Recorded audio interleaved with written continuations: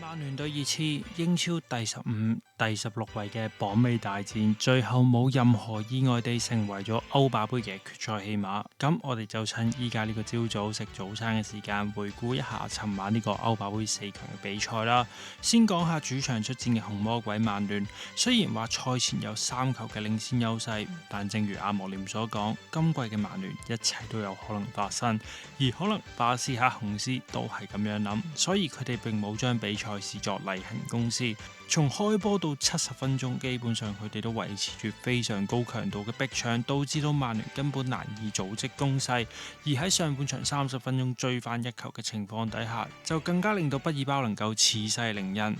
但正當大家以為對里昂倒塌嘅劇本會再次出現嘅時候，阿莫廉嘅神調動就改變咗比賽嘅格局。呢場比賽嘅2個主角出場，成功用突破同埋球商抹殺懸念。受壓嘅情況下，曼治把握機會瀟灑轉身射個3分波，幫助紅魔鬼追成平手。而卡斯美路嘅入波更加可以話係一盆冷水照頭淋。阿麥迪亞路左路如取如攜助攻海倫，補時曼聯7號半場射空門梅開二度錦上添花，最終曼聯有驚無險4-1獲勝。至於另一邊廂嘅英超代表熱刺，雖然賽前被煙花擾敵，加上要作客人造操球場，不過晉級過程似乎就輕鬆得多啦。儘管博德基林希望主場重演大衛殺死哥利亞嘅劇本，但顯然地熱刺已經攝取到經驗。對比起過去破斯迪哥高奧嘅瘋狂進攻，熱刺呢場比賽嘅表現更加紀律性、組織同埋務實。先喺比賽初段利用壓迫影響對方組織攻勢，